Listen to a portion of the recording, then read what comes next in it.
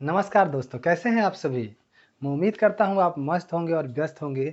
दोस्तों, 5 का पंच सीरीज़ जो है काफ़ी पसंद की जा रही है और लोगों ने काफ़ी उसको सराहा है, क्योंकि यह ऐसे प्रश्नों का संग्रह है जो एग्ज़ाम में तो आते ही आते हैं, साथ ही साथ उसके माध्यम से हम पूरे साहित्य को घूम जाते हैं।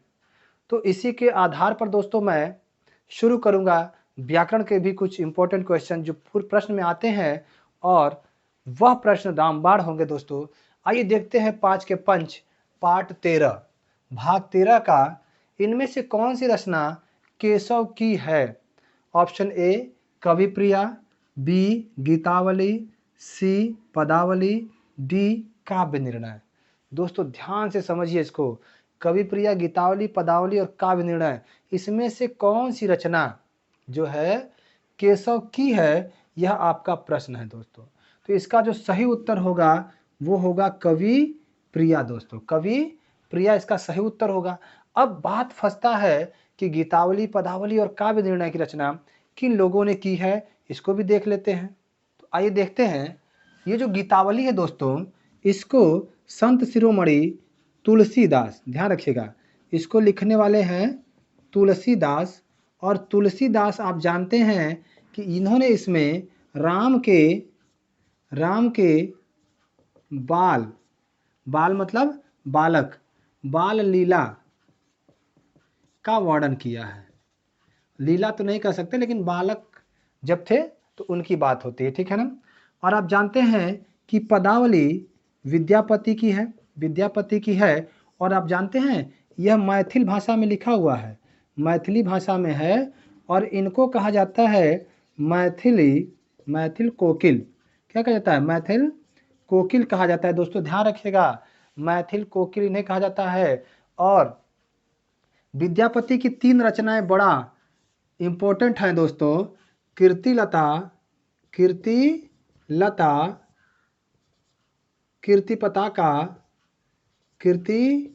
पताका और एक है भू परिक्रमा। और पदावली तो हमने बता रखा है विद्यापति का। और पदावली में सबसे इम्पोर्टेंट जो है वो है नागमती का वियोग वर्णन। क्या है? नागमती का वियोग वर्णन दोस्तों, ध्यान रखिएगा। नागमती का वियोग वर्णन जो है ना, ये मोस्ट इंपॉर्टेंट है, इसको ध्यान रखिएगा। तो पदावली, कीर्तिलता, कीर्ति पताका, भू परिक्रमा, ये सब विद्यापति का है। और तुलसीदास का है जो राम के बाल बचपन के का वर्णन किया है उन्होंने गीतावली में। और जानते हैं तुलसीदास की अगर हम लोग थोड़ा सा बात कर लें तो तुलसीदास ने एक बहुत ही महानतम ग्रंथ की रचना की है जिसका नाम है रामचरित मानस। दोस्तों इसमें इन्होंने 7 कांड रखे हैं, जिसमें सबसे बड़ा अगर देखा जाए 7 कांडों में सबसे बड़ा आता है आपका बाल कांड, ठीक है ना, बाल कांड। और अगर हम लोग बात करें सबसे छोटा तो वो है दोस्तों, ध्यान रखिएगा, किष्किंधा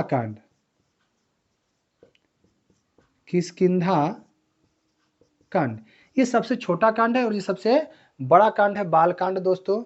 और किष्किंधा कांड का कुछ हिस्सा तो बनारस में भी लिखा गया है, ध्यान रखिएगा इसको, प्रश्न आता है। अब आता है दोस्तों काव्य निर्णय।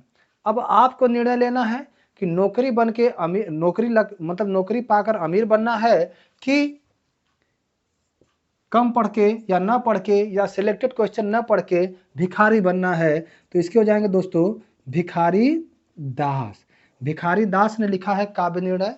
निर्णय आपके ऊपर है कि आप यहाँ दिखना चाहते हैं कि आप नौकरी पा करके फर्श से अर्श पर जाना चाहते हैं। तो ध्यान रखिए, कवि प्रिया जो है केशव की रचना है दोस्तों। केशव की रचना कौन सी है? कवि प्रिया। गीतावली जो है तुलसीदास की रचना है, जो राम के बालपन का बालक जब थे तब का वर्णन है। विद्यापति की मैथिली भाषा में लिखा हुआ पदावली है, जिसमें नागमती वियोग वर्णन मोस्ट इंपॉर्टेंट है। आगे देखते हैं दोस्तों एक सुधार कर लीजिएगा इसमें। एक्चुअली विद्यापति ने पदावली लिखा है उसमें नागमती वियोग वर्णन नहीं है, वो जायसी के पद्मावत में है, ध्यान रखिएगा। जायसी का जो पद्मावत है उसमें है तो यहाँ पे सुधार लीजिएगा, इसमें इसको निकाल लीजिएगा, बकिया सब सही है दोस्तों। विद्यापति की कीर्तिलता, कीर्ति पताका और भू परिक्रमा रचना याद रखिएगा, और इनको मैथिल भाषा का कोकिल कहा जाता है। काव्य निर्णय भिखारी दास का है। इसमें हम चाहे तो 2-3 बातें और जोड़ सकते हैं। देखिए क्या, जो भिखारी दास है इनकी 2 रचनाएं और याद रख लें तो बहुत सुंदर होगा। एक श्रृंगार निर्णय, श्रृंगार निर्णय हो गया, देखिए काव्य निर्णय, श्रृंगार निर्णय, और एक रचना इनका रख सकते हैं हम लोग दोस्तों जिसका नाम है रस सारांश। रस सारांश दोस्तों ध्यान रखिएगा, रस सारांश, श्रृंगार निर्णय और काव्य निर्णय, ये सब भिखारी दास की रचनाएं हैं दोस्तों, ध्यान रखिएगा। और जो आपके केशव दास हैं इन्होंने कवि प्रिया के साथ साथ एक रचना की है जिसका नाम है रसिक प्रिया। रसिक प्रिया भी है दोस्तों, ध्यान रखिएगा, रसिक प्रिया, कवि प्रिया, और अगर लिखना चाहें तो रतन बावनी और विज्ञान गीता। रतन बावनी और विज्ञान गीता, ये सारी रचनाएं जो है आपके केशव की हैं, कवि प्रिया, रसिक प्रिया, रतन बावनी, ज्ञान विज्ञान गीता। ठीक है, आइए अब चलते हैं नेक्स्ट वीडियो पर दोस्तों। आइए दोस्तों, दूसरा जो क्वेश्चन है, इसमें से सूरदास की रचना कौन सी नहीं है? तो option A Sursagar, B Uddhav Shatak, C साहित्य लहरी और डी सूर सरावली। तो इसमें से दोस्तों एक रचना है उद्धव शतक जो इनकी रचना नहीं है दोस्तों। ये रचना तब किसकी हो सकती है? तो ये रचना है दोस्तों, ध्यान रखिएगा, ये रचना है जगन्नाथ दास रत्नाकर का। जगन्नाथ दास रत्नाकर, ध्यान रखिएगा, रत्नाकर, इन्होंने लिखा है उद्धव शतक दोस्तों। और ध्यान रखिएगा उद्धव शतक जो है ये ब्रज भाषा में है, ध्यान रखिएगा, ये किस भाषा में है? ब्रज भाषा में है। और यह जो है दोस्तों इसमें घनाक्षरी छंद जो है यूज हुआ है, घनाक्षरी छंद, ध्यान रखिएगा, घनाक्षरी छंद जो है इसमें यूज हुआ है दोस्तों, इसको ध्यान रखेंगे हम लोग, ठीक है ना, घनाक्षरी छंद। अब इसको से समझिए, जगन्नाथ दास रत्नाकर की उद्धव शतक है। अब सूर सागर, साहित्य लहरी और सूर सरावली तीनों की तीनों रचनाएं किसकी हैं? तो इन्हीं की हैं, यानी सूरदास जी की हैं, ठीक है। अब देखिए दोस्तों इसमें जो है 12 स्कंद हैं, 12 स्कंधों में बटा है। साहित्य लहरी एक प्रकार का रीति ग्रंथ है, और ये जो सूर सरावली है यह सूर सागर का सार है दोस्तों इसमें, ठीक है ना, सूर सागर का सार है। अब थोड़ा सा सूरदास को समझ लेते हैं, ठीक है ना। इनको दोस्तों खंजन नयन कहा जाता है। क्या कहा जाता है? खंजन नयन। किसने कहा था? तो अमृतलाल नागर ने। दोस्तों ध्यान रखिएगा, अमृतलाल नागर जो हैं इन्होंने खंजर नयन नामक एक रचना की है जिसमें सूरदास के जीवनी के बारे में इन्होंने लिखा हुआ है। उसी तरह मानस का हंस भी इन्होंने लिखा है जिसमें तुलसीदास के बारे में लिखा हुआ है दोस्तों। उसी तरह अगर देखा जाए दोस्तों तो ध्यान रखिएगा, पुष्टि मार्ग का जहाज इन्हें कहा जाता है विठल नाथ द्वारा। इन्हीं को दोस्तों देखिए कई बातें कही गई है, जैसे पुष्टि मार्ग का जहाज है दोस्तों, और ये कहा है किसने? विठल नाथ ने कहा है। पुष्टि मार्ग का जहाज किसने कहा है?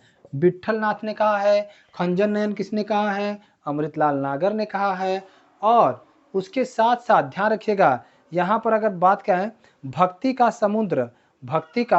समुद्र इसे अगर कहें भक्ति का समुद्र, ये कहा है दोस्तों नाभा दास और एक व्यक्ति और हैं, नाभा दास और वल्लभाचार्य ने। वल्लभाचार्य, ठीक है ना, वल्लभाचार्य 4 ने कहा है दोस्तों, इसको ध्यान रखिएगा, भक्ति का समुद्र।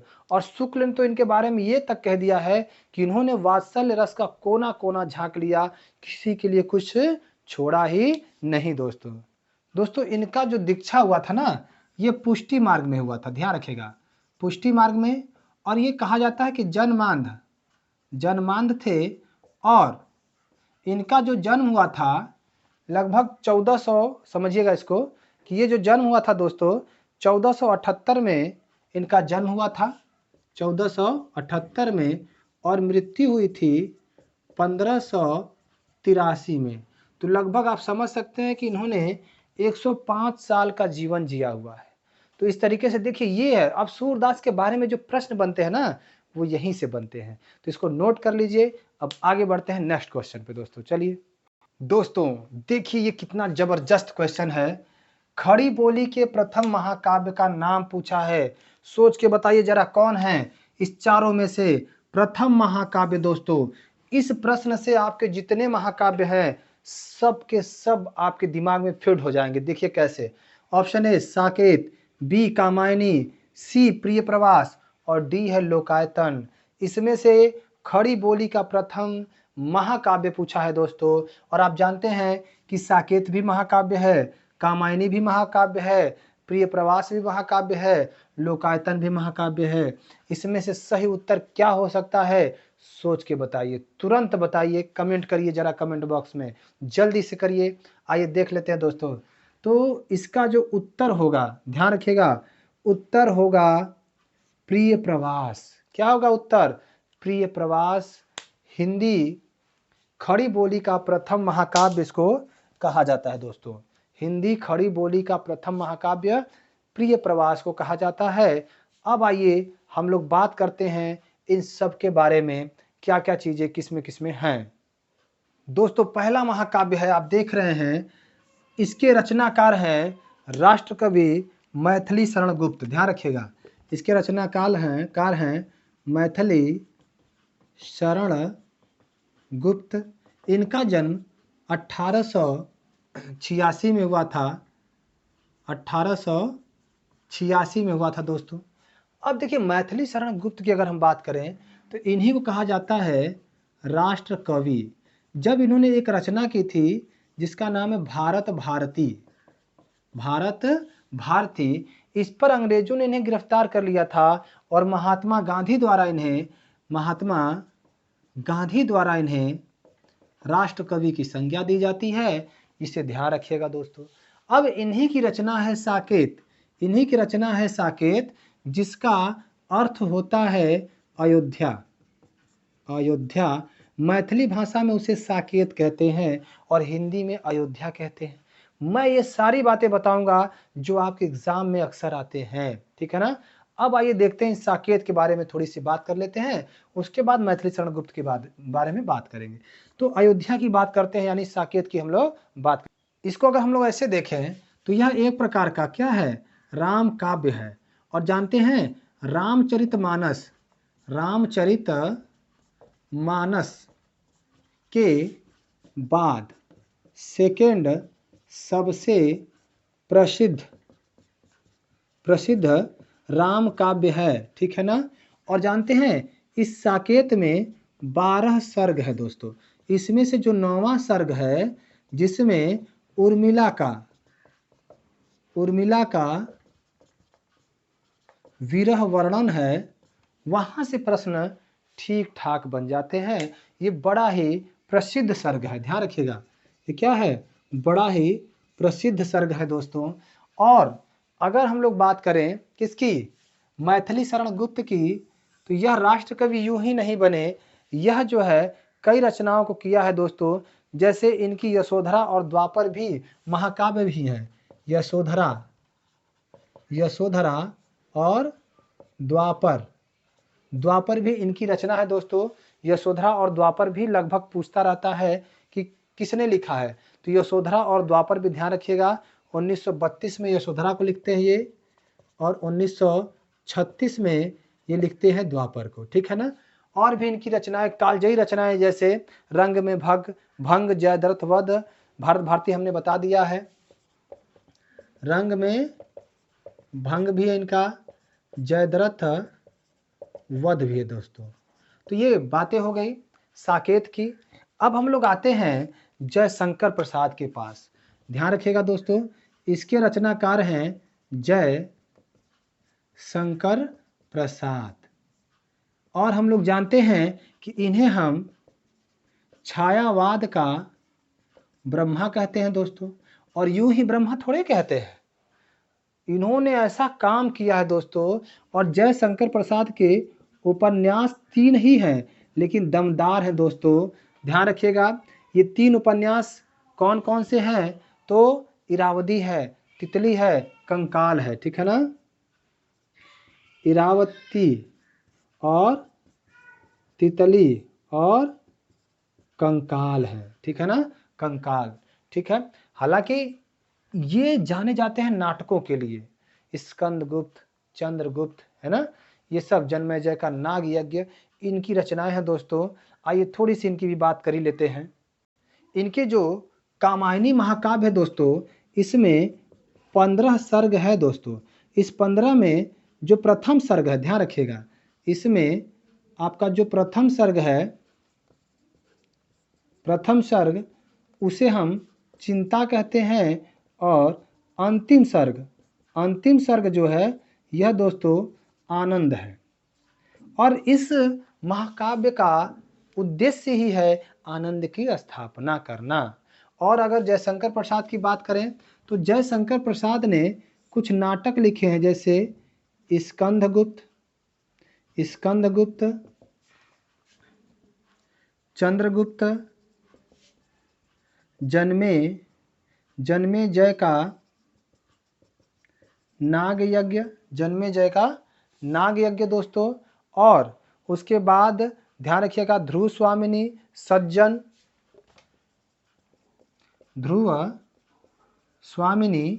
और सज्जन।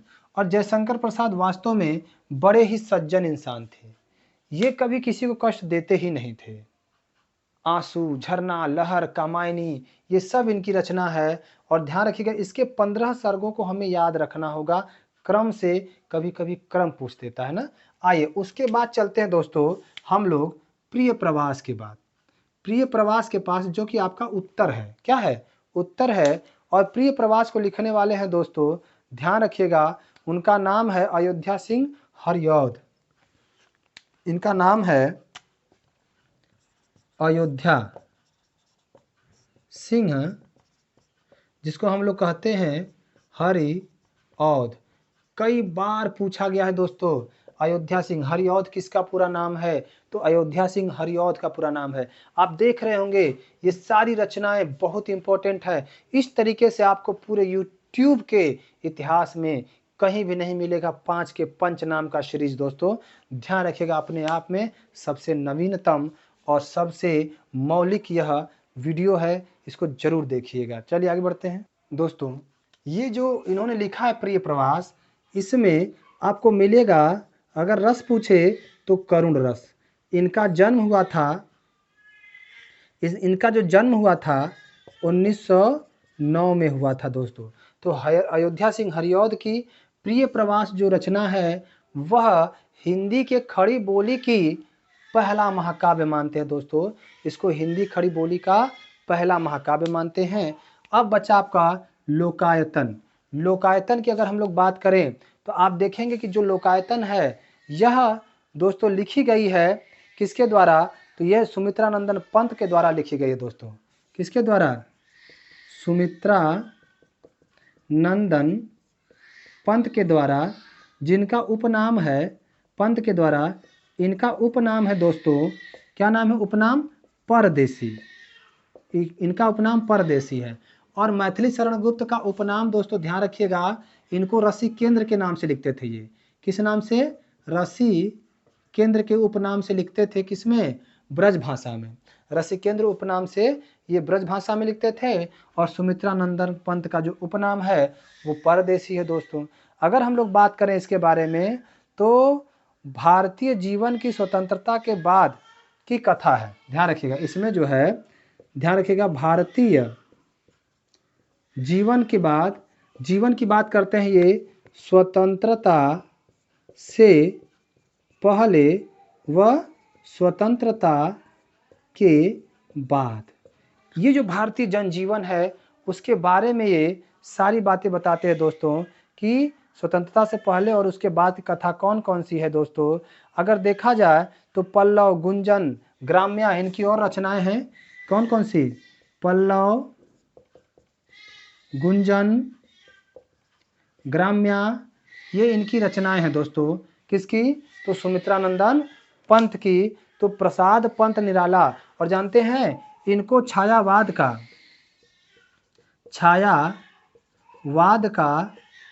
विष्णु कहा जाता है। क्या? छायावाद का विष्णु कहा जाता है दोस्तों। सॉरी, ब्रह्मा, हाँ विष्णु कहा जाता है, और शिव कहा जाता है निराला को। और मैंने बता दिया जयशंकर प्रसाद को छायावाद का ब्रह्मा कहते हैं। तो आपके प्रश्न यहीं से न बनते हैं और कहाँ से बनेंगे। ठीक है, आइए आगे बढ़ते हैं दोस्तों इनके बारे में थोड़ा सा और समझ लेते हैं कि जो सुमित्रा नंदन पंत है ना, इन्होंने एक रचना की थी उच्छ्वास, जिसे हम खड़ी बोली का प्रथम काव्य संग्रह कहते हैं। क्या कहते हैं? खड़ी बोली का प्रथम काव्य संग्रह दोस्तों। और इनकी जो पल्लव, गुंजन, ग्राम्या है, वीणा भी एक रचना है दोस्तों, वीणा भी इनकी रचना है। और आप देखिए लोकायतन जो इनका महाकाव्य है, ये तो है ही है। तो लोकायतन जो है इसको भी जो लिखा है सुमित्रा नंदन पंत ने। और दोस्तों ये जो लोकायतन है ना, ये महात्मा गांधी पे लिखा गया। किस पे? महात्मा गांधी पे लिखा गया है और उनके जीवन पे है। और इन्हीं की, सुमित्रा नंदन पंत की ही एक रचना बहुत इंपॉर्टेंट है दोस्तों, नोट कर लीजिएगा, जिसका नाम है चिदंबरा। इसी को 1968 में सबसे पहला ज्ञानपीठ पुरस्कार मिला था। सबसे पहला ज्ञानपीठ चिदंबरा को मिला था, जो कि सुमित्रा नंदन पंत की रचना है दोस्तों। और ये मैथिली शरण गुप्त का, साकेत का, मायने जो है जयशंकर प्रसाद का, प्रिय प्रवास आप देख रहे हैं अयोध्या सिंह हरिऔध का, लोकायतन सुमित्रा नंदन पंत का है, जो गांधी के ऊपर आश्रित है, गांधी जी के जीवनी पर आश्रित है। इसका एक स्क्रीनशॉट ले लीजिए और अच्छे से नोट करिएगा दोस्तों। इससे बाहर प्रश्नों का आना बड़ा ही मुश्किल है, नोट कर लीजिए इसको। ठीक है, चलिए आगे बढ़ते नेक्स्ट क्वेश्चन। नेक्स्ट प्रश्न दोस्तों देखिए, ये भी लाजवाब प्रश्न है। पूछ रहा है कि भारत भारती के रचयिता कौन है? भारत भारती के रचयिता कौन है दोस्तों, ये बताना है। ऑप्शन ए प्रेमचंद, बी निराला, सी सुमित्रा नंदन पंत, और डी मैथिली शरण गुप्त। तो ध्यान रखिएगा, प्रेमचंद तो है नहीं। अच्छा, इनको देखिए उपन्यासकार कहा जाता है ना, उपन्यासकार और महान कहानीकार हैं दोस्तों। इनके कुछ उपन्यासों को हम लोग पढ़ेंगे। निराला की बात करें तो ये जो है छायावाद के ब्रह्मा हैं। छायावाद क्या है? ये ब्रह्मा है, सॉरी ब्रह्मा, सॉरी। निराला जो है छायावाद के महेश हैं, यानी शिव। सुमित्रा नंदन पंत की हमने बात करी थी अभी, और मैथिली शरण गुप्त। तो इसका जो सही उत्तर होगा दोस्तों, यह होगा मैथिली शरण गुप्त। इन्हीं को राष्ट्र कवि की संज्ञा दी गई थी, राष्ट्र कवि की संज्ञा दी गई थी इसी भारत भारती के रचना पर। किसके द्वारा? राष्ट्रपिता महात्मा गांधी के द्वारा। ठीक है ना, ध्यान रखिएगा। तो इसको ध्यान रखिएगा कि जब ये रचना करते हैं ना, किसकी? आपके भारत भारती की, तो अंग्रेज इनको गिरफ्तार कर लेते हैं दोस्तों। तो आइए देखते हैं इन सब के बारे में थोड़ा थोड़ा समझ लेते हैं। ठीक है, ये देखिए इस क्वेश्चन के माध्यम से जो पिटारा हमने खोला है उससे आपको काफी लाभ होने वाला है दोस्तों, ध्यान रखिएगा। ये उपन्यासकार जो है ना, मुंशी प्रेमचंद कहानीकार, ये 1880 से 1936 तक जो है इनकी जीवन लीला रहती है। सेवा सदन, प्रेमाश्रम, रंगभूमि, निर्मला, कायाकल्प, प्रतिज्ञा, गबन, गोदान, कर्मभूमि और मंगलसूत्र। मंगलसूत्र अधूरा है दोस्तों नाटक इनका। ये रचनाएं उन्होंने उपन्यास के तौर पे किया था। निराला की बात करें, जिनको हम छायावाद के महेश के नाम पे जानते हैं, इनकी कविताएं बड़ा इंपॉर्टेंट है दोस्तों। वह तोड़ती पत्थर देखा मैंने उसको इलाहाबाद के पथ पर, वह तोड़ती पत्थर, वह तोड़ती पत्थर, और बादल राग, कुकुरमुत्ता। ये 3 कविताएं मोस्ट इंपॉर्टेंट है, ध्यान रखिएगा। उसके बाद राम की शक्ति पूजा इनकी कविताओं में ही है, और सरोज स्मृति।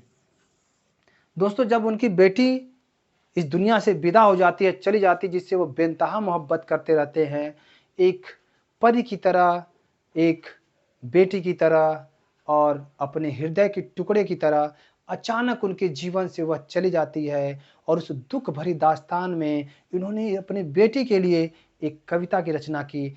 कभी आप पढ़िएगा, आपका रोम रोम खड़ा हो जाएगा। आइए देखते हैं। फिर उसके बाद इनकी रचनाएं दोस्तों परिमल, गीतिका, अनामिका, तुलसीदास, कुकुरमुत्ता, अड़िमा, नए पत्ते, बेला, अर्चना, आराधना, गीत गुंज, ये इनकी रचनाएं हैं दोस्तों। और हमने बता दिया कि छायावाद के ये महेश हैं। अब सुमित्रानंदन पंत की बात करते हैं। छायावाद, ध्यान रखिएगा, ये सब नोट कर लीजिएगा, जितनी बार लिखेंगे उतनी बार याद होगा दोस्तों। छायावाद के विष्णु 1900 से 1977 सुमित्रानंदन पंत को कहते हैं ग्रंथि, गुंजन, ग्राम्य, युगांत, स्वर्ण किरण, स्वर्ण धूलि, कला व बूढ़ा चांद, लोकायतन, चिदम्बरा, सत्यकाम, वाणी। और चिदम्बरा को ही 1968 में पहला क्या मिला था, सबसे पहला दोस्तों ज्ञानपीठ पुरस्कार मिला था। ठीक है। अब आइए मैथिली शरण गुप्त, जो इस प्रश्न के उत्तर थे कि भारत भारती किसकी रचना है, तो मैथिली शरण गुप्त की है। इन्हें राष्ट्र कवि कहा था महात्मा गांधी ने। जन्म इनका 1886 से 1964 तक ये रहते हैं। राष्ट्र कवि कहा जाता है इनको। महाकाव्य इनकी दो दोस्तों, साकेत और यशोधरा। 1931 में साकेत की रचना की थी, 1932 में यशोधरा की। खंड काव्य में जयद्रथवत, भारत भारती। दोस्तों यही पूछा गया है कि भारत भारती किसकी रचना है, तो ये भारत भारती मैथिली शरण गुप्त की रचना है। और इसे हम क्या कहेंगे, खंड काव्य कहेंगे। ठीक है ना, खंड काव्य, ध्यान रखिएगा, यह एक खंड काव्य है दोस्तों, याद रखिएगा। पंचवटी भी खंड काव्य है, द्वापर, किसान, ये सब खंड काव्य दोस्तों। नाटक में रंग में भंग, राजा प्रजा और हिडिंबा, 3 नाटक इनके याद रखिएगा दोस्तों। इनकी जो पहली कविता संग्रह अगर देखा जाए उच्छ्वास, इसे हिंदी साहित्य में आधुनिक काल का पहला साहित्य कहते हैं। खड़ी बोली में पहला जो है रचना है, या कह सकते हैं कविता संग्रह है, काव्य संग्रह कहिए। पत्रों का संग्रह पत्रावली के नाम से इनका प्रसिद्ध है दोस्तों। इस प्रकार देखिए मैंने इन चारों के बारे में गहन चीजें बता रखी हैं। क्या लगता है कि इनके बारे में इससे कहीं बाहर आएगा? कदापि नहीं। तो कमर कस लो पुलिस वालों, बीपीएससी वालों, एकदम से इससे बाहर कुछ नहीं आने वाला। चलिए इस सीरीज का अंतिम क्वेश्चन दोस्तों, निम्नलिखित में से कौन सा उपन्यास जैनेन्द्र द्वारा रचित है? ऑप्शन है पुनर्नवा, सेवा सदन, परख, एकदा नैमिषारण्य। तो सेवा सदन को तो ऐसे ही आपने काट दिया, क्योंकि अभी मैंने बताया था कि इसके रचनाकार कौन है, प्रेमचंद्र हैं। ध्यान रखिएगा, प्रेमचंद हैं। तो आप समझ सकते हैं कि कभी कभी हम ना जो आता है उसे टिक लगा करके, जो नहीं आता है उससे भी सही उत्तर कर लेते हैं। पुनर्नवा, परख, एकदा नैमिषारण्य। तो दोस्तों मैंने एक बात बताया था कि जैनेन्द्र को सुनीता और कल्याणी से प्रेम था, है ना। तो ध्यान रखिएगा, तो उन्होंने क्या किया, सुनीता और कल्याणी दोनों को परखा, है ना, परखा। और परखने के बाद पता चला कि ओहो गड़बड़ है, तब उन्होंने क्या कर दिया, त्याग पत्र दे दिया और मुक्ति बोध का जो है मुक्ति बोध को महसूस किया कि अब हम क्या हो गए, मुक्त हो गए। तो आपको नहीं लगता कि इसका उत्तर परख होगा? सुनीता कल्याणी को परख कर इन्होंने त्यागपत्र दे दिया और मुक्ति बोध हो गए, यानी मुक्ति का बोध हुआ उनको। ये हो गया इनके सारे उपन्यास एक लाइन में, सारे उपन्यास एक लाइन में दोस्तों। तो इसका उत्तर हो जाएगा परख, है ना। और प्रेमचंद का तो आप लोगों को हमने बताया था अभी, तो ध्यान रखिए, इसको फिर से लिखना चाहे तो लिख सकते हैं, सेवा सदन, है ना, सेवा सदन, प्रेमाश्रय, प्रेमाश्रम, प्रेमाश्रम, ठीक है ना, रंगभूमि, रंगभूमि।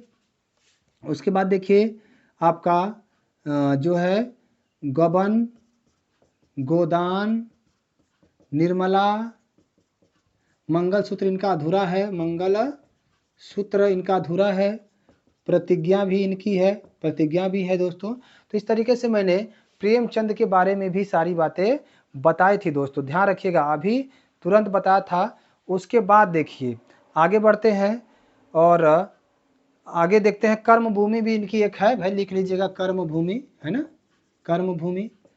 अब आते हैं हम लोग पुनर्नवा किसकी रचना है भाई? पुनर्नवा भी कई बार पूछा हुआ है, ध्यान रखिएगा। तो ये आचार्य हजारी प्रसाद द्विवेदी की है, मोस्ट इंपॉर्टेंट इनकी रचना है आचार्य हजारी प्रसाद द्विवेदी की, प्रसाद द्विवेदी, ठीक है ना। अच्छा देखिए, प्रेमचंद को हमने बताया था कि ये 1880 से 1936 तक ही चलते हैं, ठीक है।